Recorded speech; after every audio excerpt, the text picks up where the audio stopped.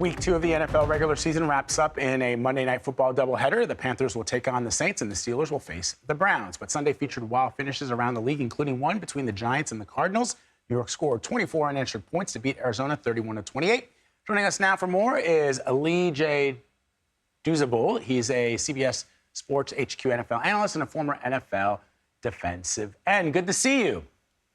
Good morning. How are you guys doing? So the Giants completed the largest comeback win in franchise history in the Super Bowl era. How were you impressed by this performance, especially in the second half, or was it sort of lady luck? Very impressed. You talked about it. They were down 20-0 at halftime, and I would have loved to have been in that locker room to hear what Brian Daboll had to say, because whatever he said, the team really brought into it. I mean, Daniel Jones, he's gotten a lot of criticism, but he took over in that second half, right?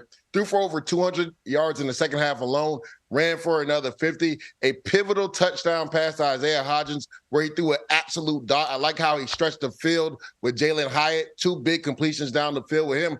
And then Saquon Barkley, a guy, who was in a holdout, really big in the second half, had a touchdown run, and then just a gutsy catch out of the backfield from Daniel Jones for another score. This defense couldn't stop anybody, right? The offense and defense was anemic in the first half.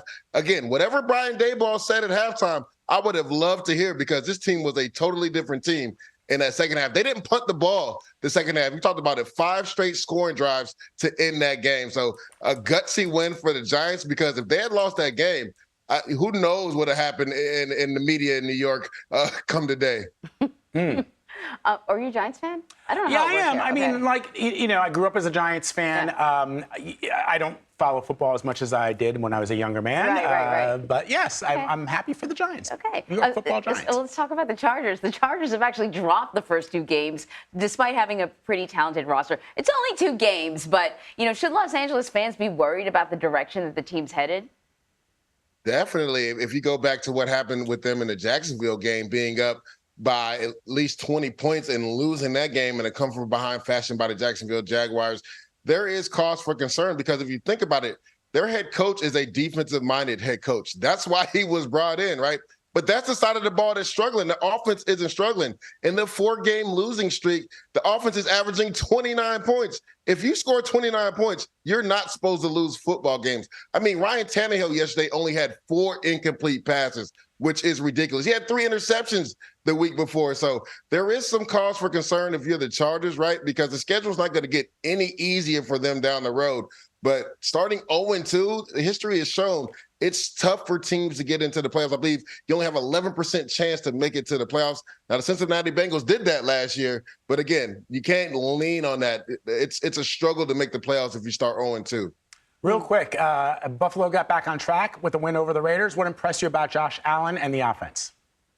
He took what the defense gave him, right? He didn't try to force the ball down the field, nearly 300 yards passing. He didn't have the boneheaded picks that he had in week 1 versus the New York Jets. The thing that really impressed me, and I've been screaming this for the longest, run the football. I mean, the Buffalo Bills almost had 200 yards rushing. You see how that helps the quarterback get back on track? So that was the thing that really impressed me with this Buffalo Bills team. Josh Allen didn't force anything down the field, and they finally got him some help because they ran the ball effectively yesterday versus the Raiders.